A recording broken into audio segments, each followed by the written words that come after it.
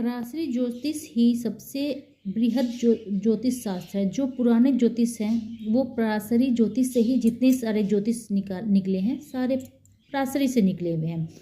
तो पराशरी ज्योतिष में क्या है? पराशरी ज्योतिष में गुरु और शिष्य का संवाद है। जो गुरु और एक शिष्य को संवाद को हम लोग पराशरी ज्योतिष में पढ़ते हैं। तो इसमें जो गुरु हैं वो ऋषि पराशर हैं और उनके जो शिष्य हैं वो मुनि मैत्री हैं। तो मैत्री को उन्होंने समझाया कि ये जो ग्रह है वो हमारा 9 ग्रह जो है वो भगवान विष्णु के ही 9 अवतार है। ठीक है।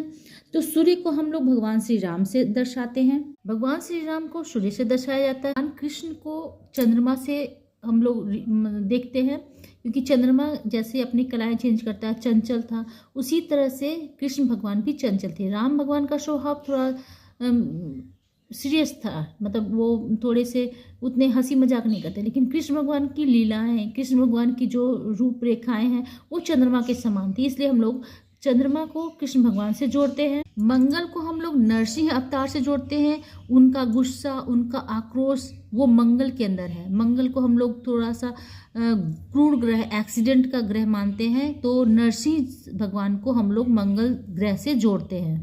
बुद्ध भगवान को हम लोग बुद्ध ग्रह से जोड़ते हैं।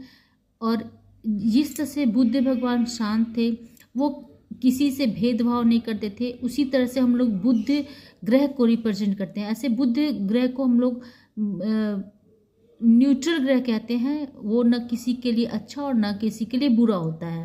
बृहस्पति को हम लोग वाम अवतार से जोड़ते हैं, क्योंकि बृहस्पति भगवान जो थे वो वाम का रूप धारण करके उन्होंने 3 पग में ही पूरी पृथ्वी को नाप लिया था। उनके अवतार को हम लोग वाम अवतार कहते हैं। शुक्राचार्य को हम लोग शुक्र ग्रह से और परशुराम को भी हम लोग शुक्र ग्रह से जोड़ते हैं। परशुराम और शुक्राचार्य, इन दोनों को हम लोग शुक्र ग्रह से जोड़ते हैं।